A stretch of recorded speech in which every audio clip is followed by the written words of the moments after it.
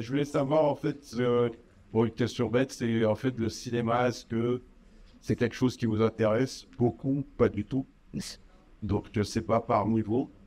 Faites, qu'est-ce que vous attendez en plus du cinéma? Qu'est-ce que vous attendez aussi de ce que vous voulez faire?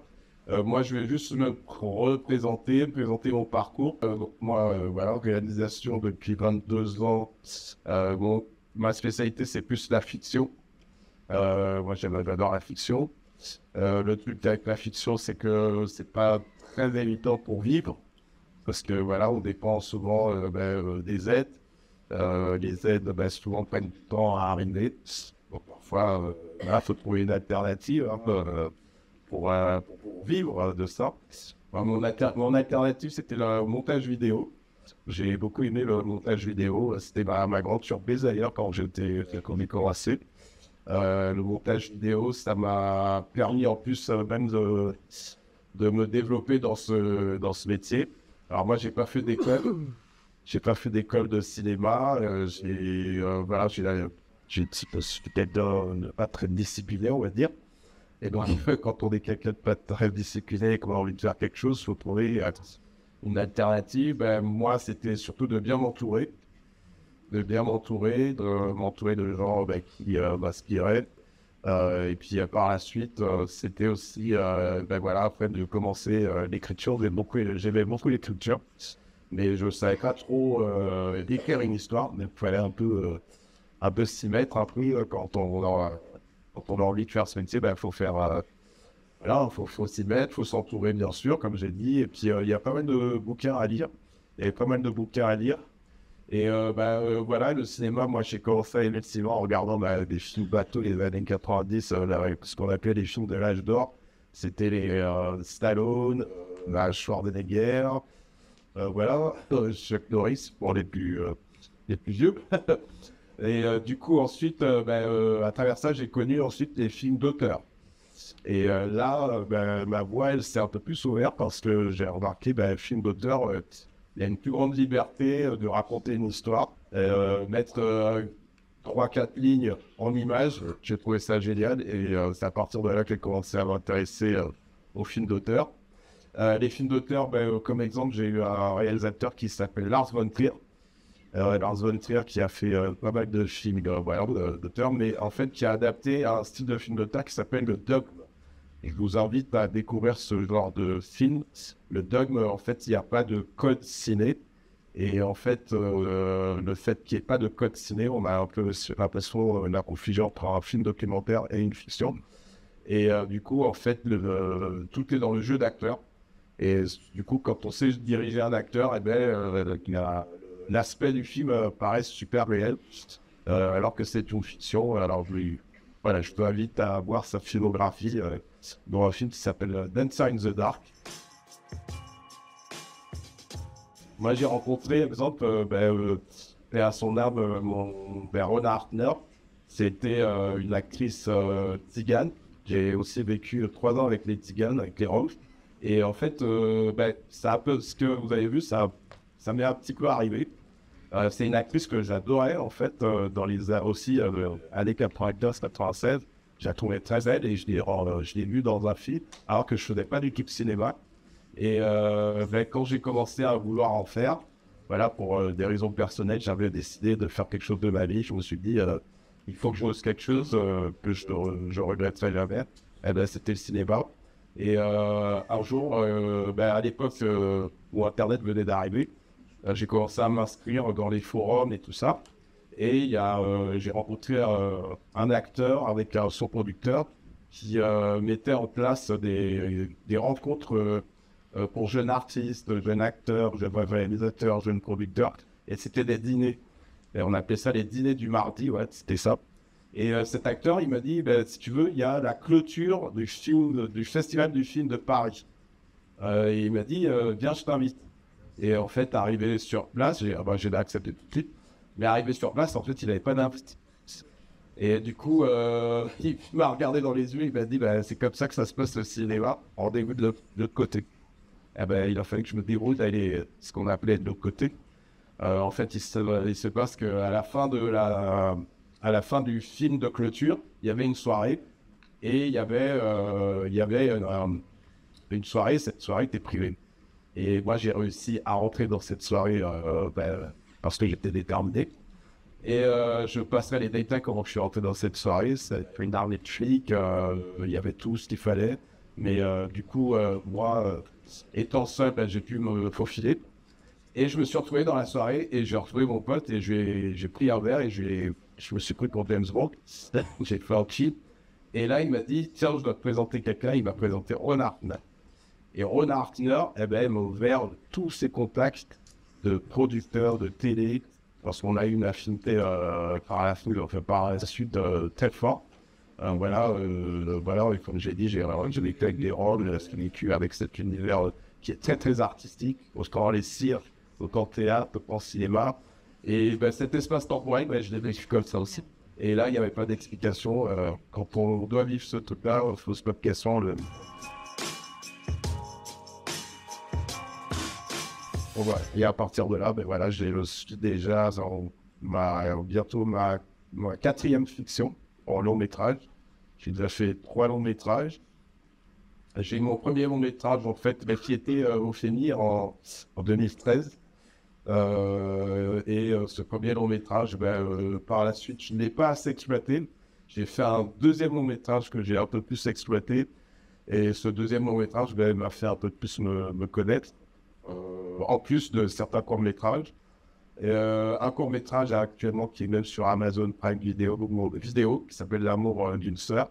Du coup, en fait, ce film, il est sur Prime Video des États-Unis et des US, mais on peut le trouver en Europe aussi. Donc voilà, au fur et à mesure, en fait, voilà, tout ça pour vous dire qu'au fur et à mesure, vous arrivez à faire mon petit bonhomme de choix et jusqu'à faire un peu des films documentaires. Dont un film documentaire qui s'appelle Culture en danger. Ça retrace un peu la période de Covid pour les artistes qui se retrouvaient isolés dans leur art. Et il y a eu une prise d'otage au théâtre de l'Odéon en 2021. Une prise d'otage d'un théâtre pour pouvoir communiquer à travers les artistes. Et cette prise d'otage, c'est tout le Tour de France. Et moi, je me suis retrouvé à faire 15 villes du Tour de France, alors qu'au départ, je devais participer à la prise d'otage, mais au final, voilà, j'ai le temps que tout se mette en place, j'étais déjà en train de filmer, puis j'aurais fait un film, et voilà. Et du coup, par la suite, il y a eu le film de King Daniel, dont je vous ai raconté. J'ai eu la chance de rencontrer le court-métrage que vous avez vu, Le Fan, c'est moi quand j'avais 16 ans. Et en fait, j'ai entendu, la première fois que j'ai entendu King Daniel, faut savoir que quand on vit en métropole, le créole, on l'entend que par nos parents et on n'a pas l'aspect de vie du créole, on a plutôt l'aspect, on va dire, un peu autoritaire, qu'on connaît nos parents que uniquement dans l'autorité via les créoles.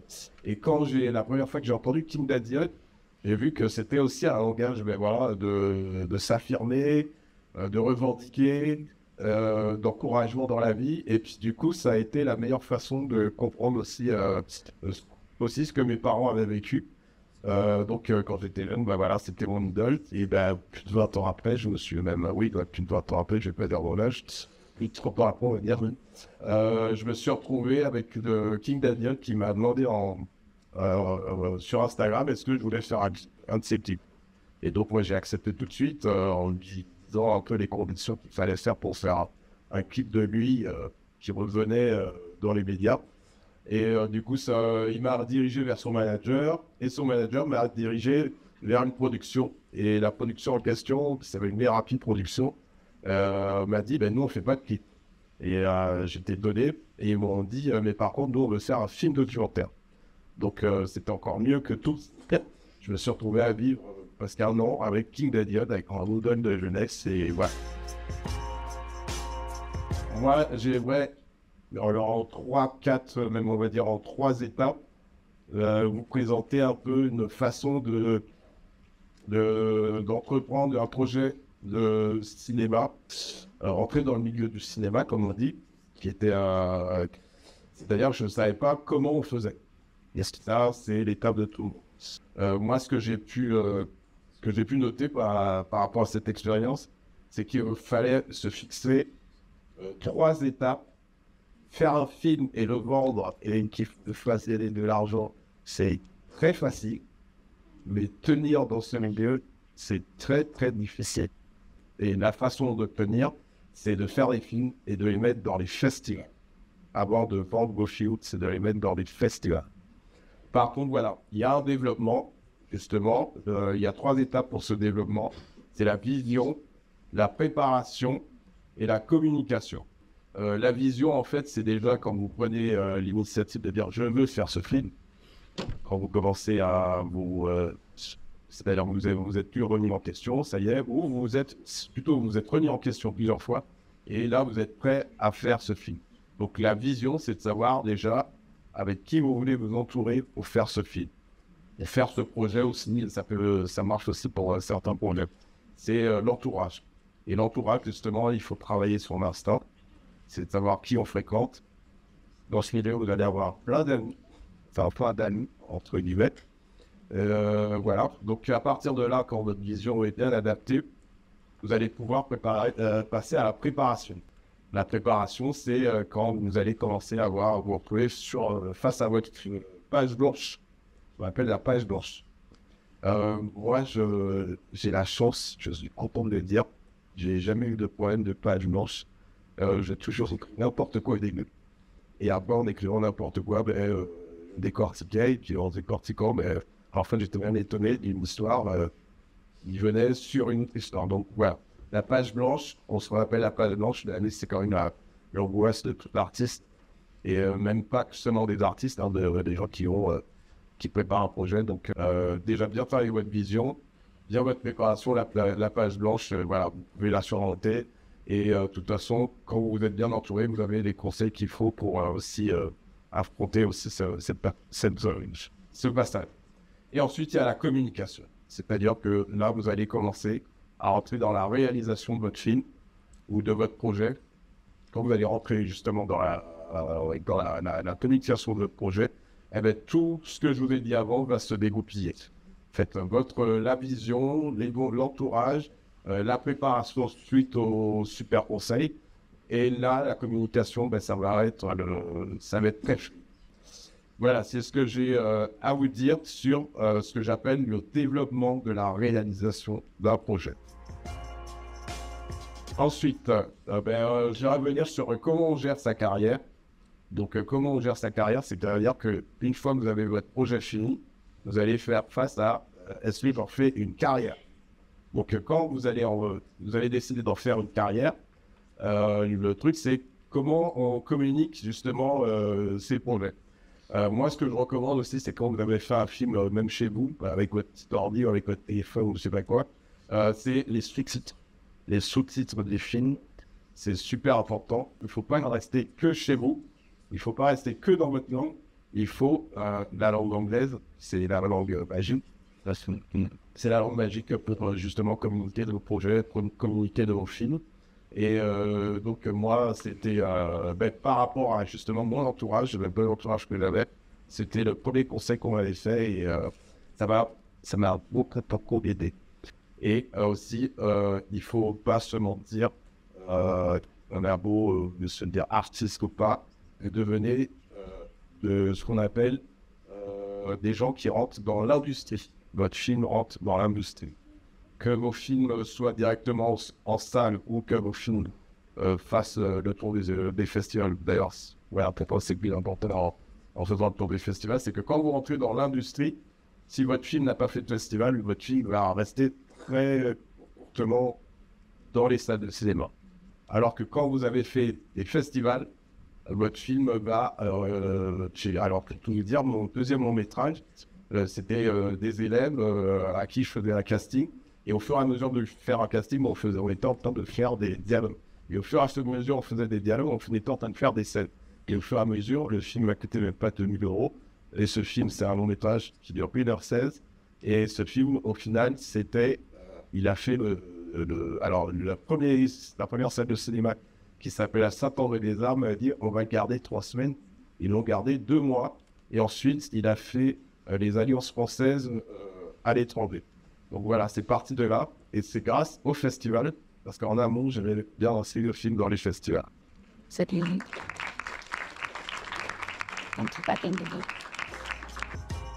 Alors, si vous avez des questions, n'hésitez pas.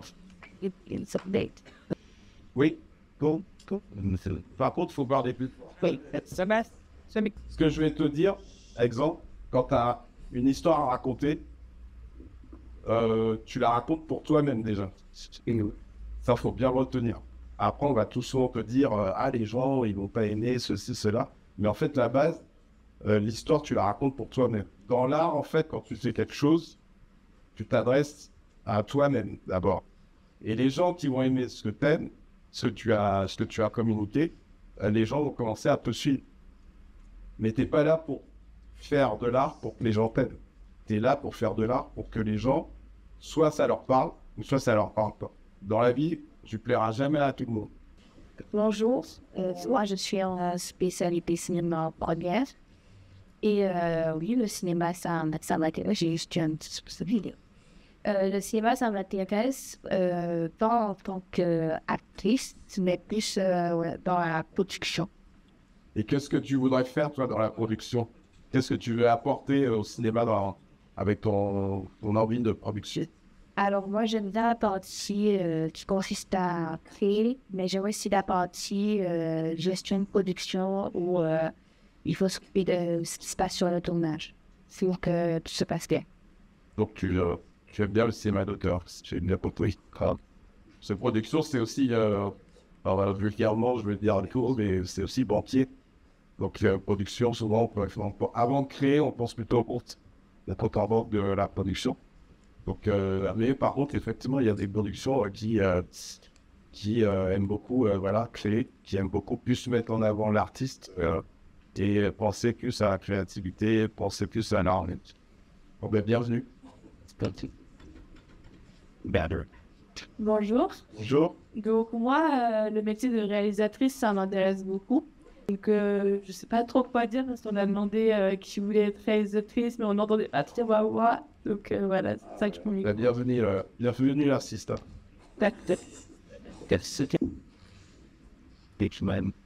Est-ce que vous pouvez nous parler de vos projets actuels? Pour le en Guadeloupe, en ce moment. Alors, pour les projets actuels, pour l'instant, ben, moi, c'était un honneur, comme j'ai dit, déjà aussi à Valérie, à Christiane Tréalbo, de présenter ce film documentaire que vous avez peut-être pas pu voir, c'était le 25 mars, comme je dit, sur King Dadiot. On a pu le voir pour la première fois sur grand écran, parce que là, il est à la télé, voilà.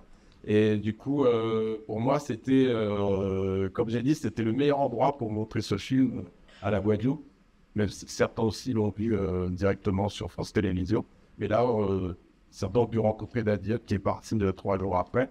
Mais certains ont pu,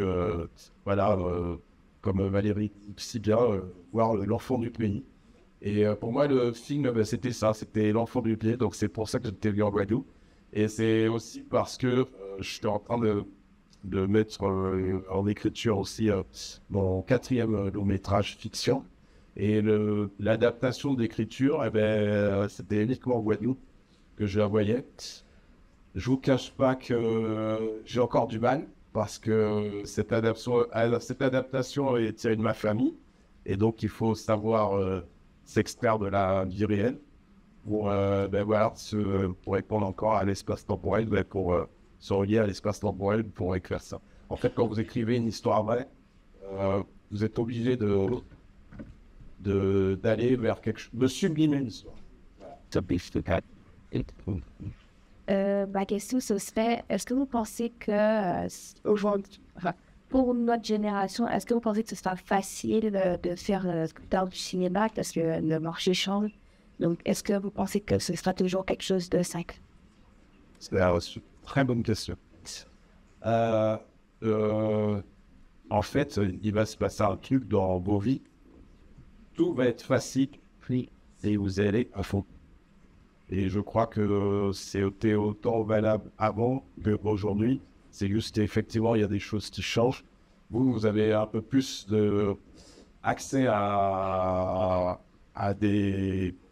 une modernité qui est là. Vous avez accès au numérique. Et avec le numérique, en fait, vous avez aussi des choses qui peuvent être un peu plus pénibles. C'est les influences des autres. Et ça, par contre, ça peut vous compliquer. Ouais. C'est l'influence des autres. Par contre, comme j'ai dit, que dans les trois étapes du développement d'un projet, le développement de réalisation, c'est la vision. Et dès que vous avez ça, voilà, pour moi, ça sera facile. Mais c'est juste qu'il faut se tenir à ça. Et le plus difficile, c'est l'influence. C'est de ne pas être influencé par ce qu'on dit. Le plus difficile, c'est de vous entourer. Surtout pour vous entourer, moi, je vous le recommande, hein, parce que le métier va dire que je suis de la vieille école, mais l'instinct, ça marche toujours. L'instinct, s'entourer des bons amis. Parfois, dans la famille aussi, il faut savoir dire, bon, je ne vais pas trop partager mes idées avec tout le monde. Il faut savoir aussi être un peu intérioriser ce qu'on a aussi comme vision, mais bien s'entourer. Bien s'entourer, et à partir de là, oui, moi j'ai envie de dire, je suis un idéaliste. J'ai eu beaucoup de chance, en fait, mais en fait, c'est pas de la chance que j'ai eu, comme je t'ai raconté cette histoire de ce pote qui me dit rendez-vous de l'autre côté. Et en fait, c'est pas de la chance, c'est que je croyais tellement en ce que je voulais faire. J'étais tellement passionné. J'avoue, j'ai mis aussi pas mal de choses de côté, parce que voilà, j'avais envie aussi d'une vie de famille et tout ça. Et je l'ai eu beaucoup plus tard. J'avoue là à 20 ans, mais je l'ai eu, sans dire mon âge, je l'ai eu 30 ans plus tard. Et du coup, voilà. Donc, faut savoir faire des sacrifices. J'ai une question quelque peu d'actualité par rapport à l'impact des villages sur par exemple l'animation. Comme vous êtes réalisateur, quel est votre regard sur ça? Est-ce que vous êtes pour ou contre l'importance que prend l'IA aujourd'hui? En fait, c'est pareil, hein, ça reste. Alors, il y a un truc qui s'est passé à l'époque, c'était la machine à laver. Les gens, avant la machine à laver, allaient dans le lavoir laver leur linge. Quand la machine à laver arrivait, c'était le diable. Non. C'était le diable pour les villages, c'était le diable pour tout le monde. Donc la machine à laver, c'était hors de question. Et après, parce que effectivement, bon, après, on n'était pas si écologiste que ça à l'époque, mais point de vue d'eau, ça prenait pas vachement d'eau.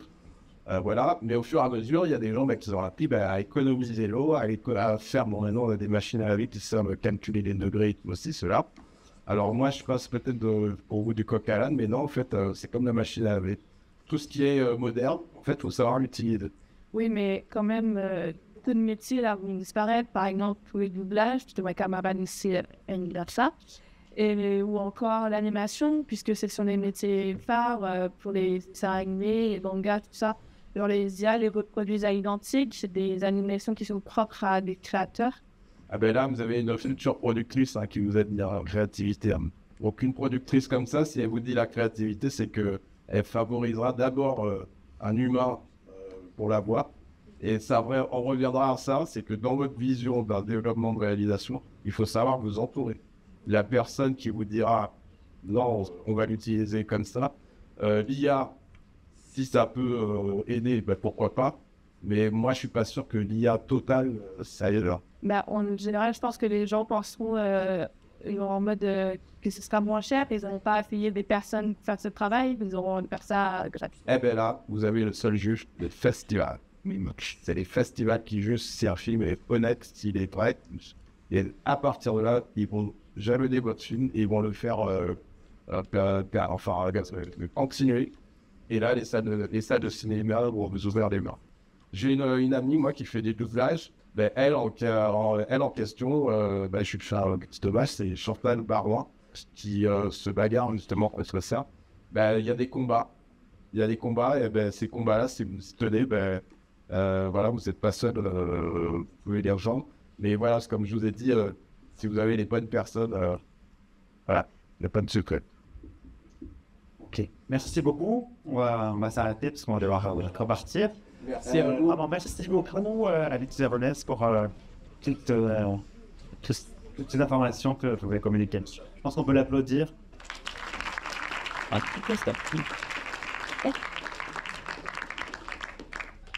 Nous avons retenu les mots opportunité, croire en ses rêves, ne pas se laisser influencer. D'accord? Et ça, je pense, c'est pour toute la vie. Et moi, j'aimerais vous dire de croire en vous. Savoir qui vous êtes. Confiance. Ne laissez pas les autres vous dire comment vous êtes, qu'est-ce que vous devez faire. D'accord? Très bien.